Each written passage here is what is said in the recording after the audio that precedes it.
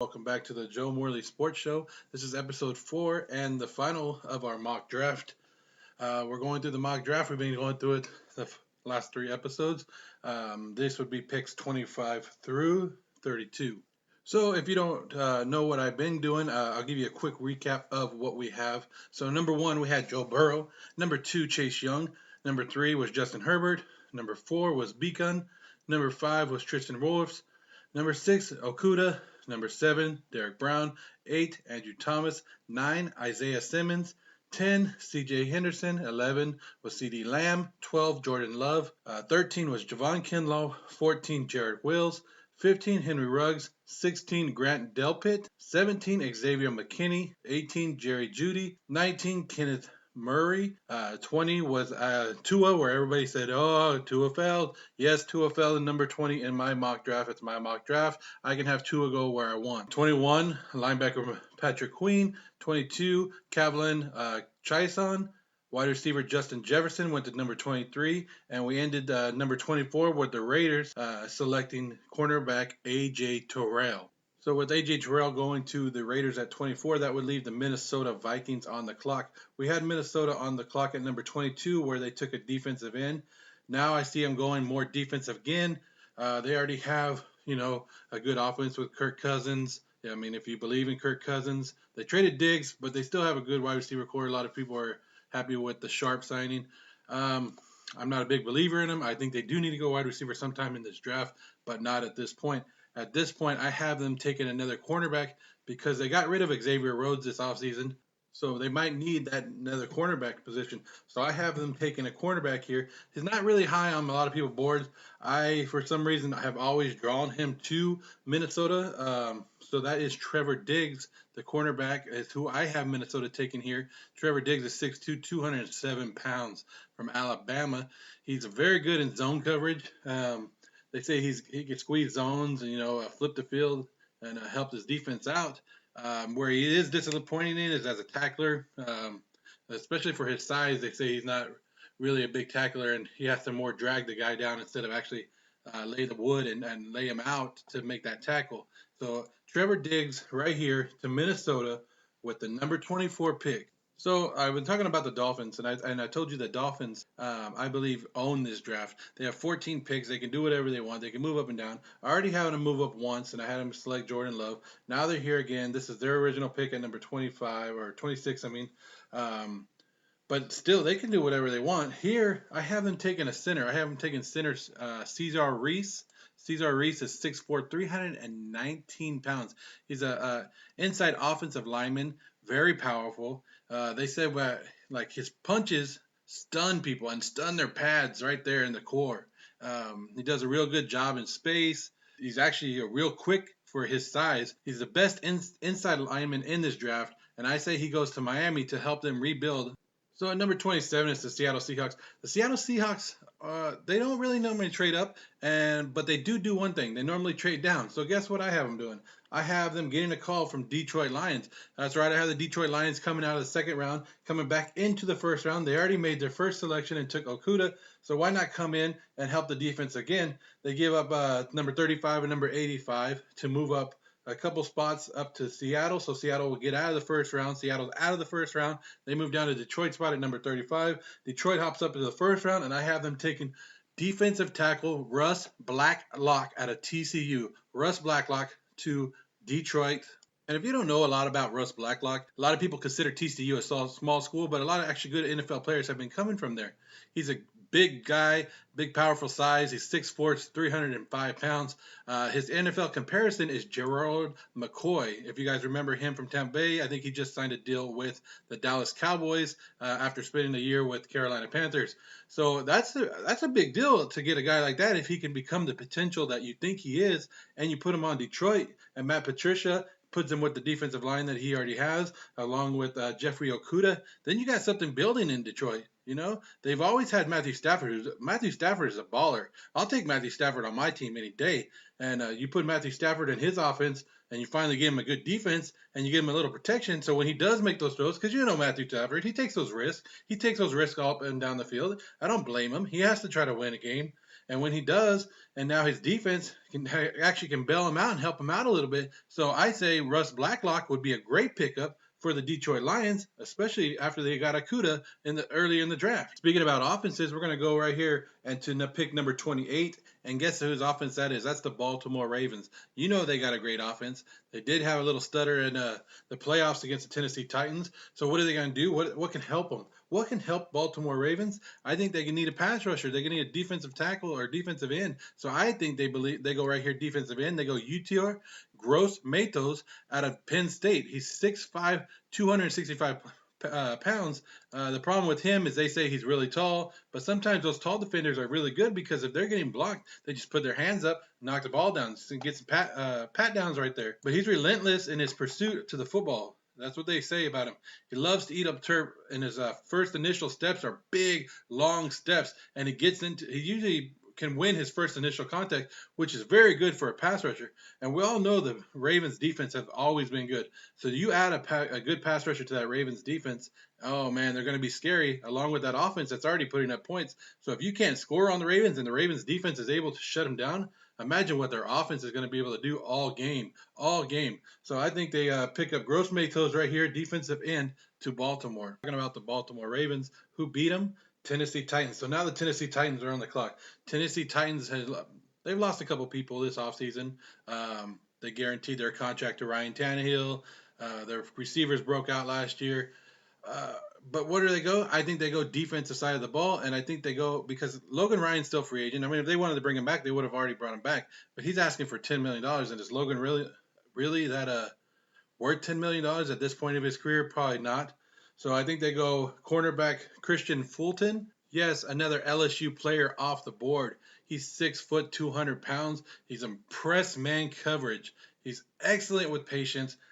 He would help that Tennessee defense. And you know how they love to shut the other opponent down. Look what they did to Baltimore last year. So you adding more to that, helping that team out. You're going to add a good cornerback like this. He's compared to A.J. Boye, which a lot of people are compared to, which is not a bad comparison. A.J. Boye is actually having a pretty good career. So you put him in there, that's pretty good. He's versatile, and he can play pretty much any coverage if you read about it. Like I said, he's pretty much good in like a press coverage, which would be pretty good for the Titans here at number 29. The Green Bay Packers would now be on the clock at number 30, and it's kind of tough to see what the Packers need. I mean, their running backs came on, but their defense was actually pretty impressive last year, right? If you think about it, Aaron Rodgers is not getting younger. They have Devontae Adams, but did they really have another wide receiver to go along with him? So I think right here is where they take a wide receiver. I have them taking Denzel Mims out of Baylor, but is he the next best wide receiver on the board? Probably not. He's consistently one of the top 15 wide receivers in this draft. The reason I have Green Bay taking him is because he's 6'3", 206 pounds. I mean, he's very good in the vertical game. He's going to be able to snap back and come back on those little up and in routes that come back and turn around, catch the ball, which Aaron Rodgers usually pretty likes. I like a Michael Pittman at this spot, but I don't think a lot of teams are high on Michael Pittman as I am. I like maybe Chase Claypool out of Notre Dame right here. I mean, there's a lot of wide receivers that you can go right here. But I have Green Bay taking Denzel Mims right here with the number 30 pick to go along with Devontae Adams. So Devontae Adams finally gets some help over there with Aaron Rodgers. Next would be on the board would be the number 31 pick, which normally would belong to San Francisco. I had them trading up to number 23 with New England. New England traded back to number 31, so New England would be on the clock. But like I said, I have Bill Belichick doing a Bill Belichick move.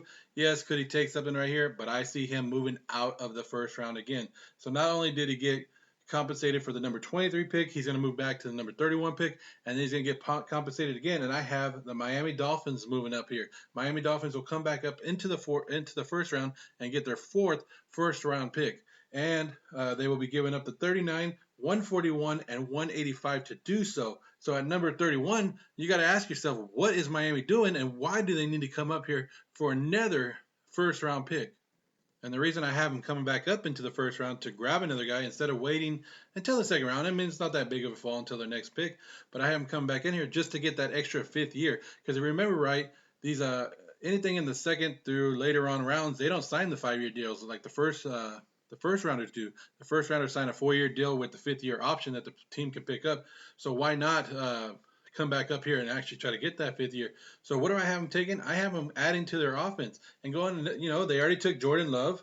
They already took their center Cesar Reese. They already took an offensive tackle. So why not show up their offense some more? And I have them taking what I consider one of the best running backs in this draft, DeAndre Swift out of Georgia. He's a 5'9", 215 pounds. He's compared. A lot of people I've been hearing a lot of people compare him to Maurice Jones-Drew.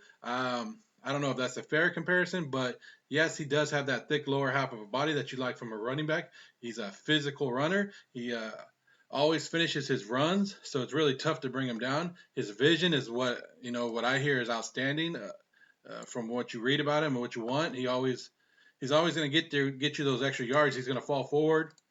So DeAndre Swift for a Miami team that's rebuilding, why not come up here? Why not? Like I told you, Miami has 14 draft picks in this draft. There's no way they can finish this draft with 14 draft prospects. There's no way.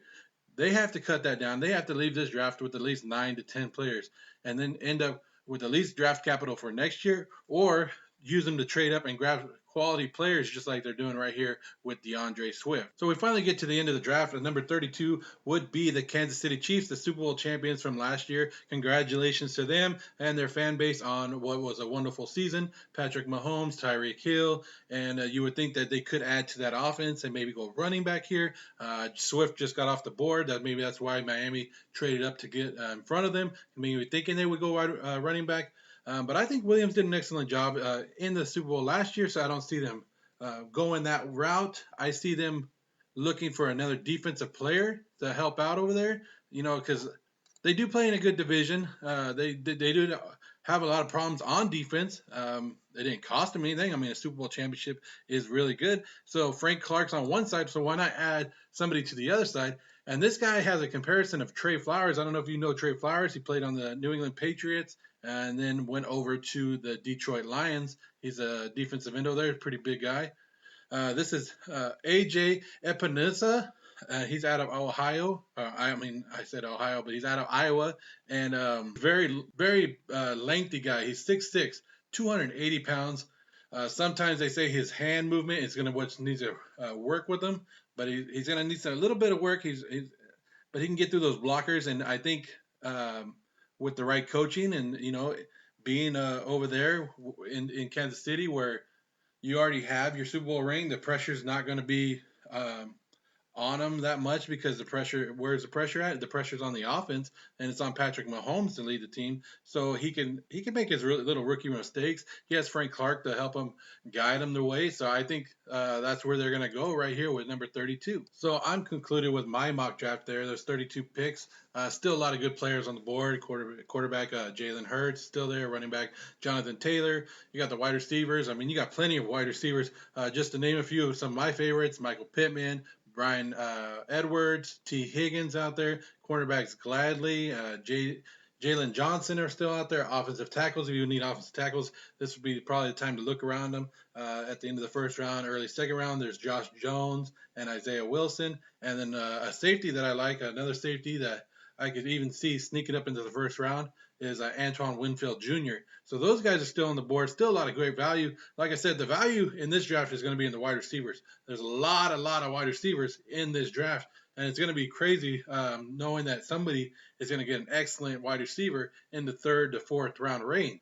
And if you want a recap of my mock draft, go ahead and go to my Instagram page at Joe Morley Sports. I'm on Instagram. You can find it on Facebook, Instagram TV, Twitter. You can find it all on there. To recap it, let me know your opinion on it. I know a lot of people have different opinions. A lot of people mad about Tua. Some people are telling me, hey, stop doing mock drafts.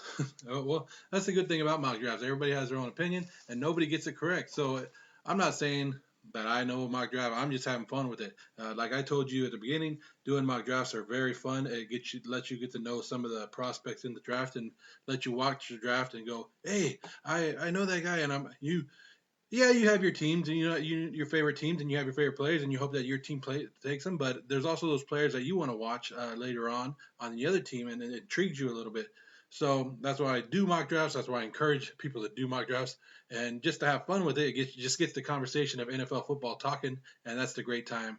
So I'm going to end that with like I always do, and I'm going to tell you guys have a great time, and remember to stay healthy.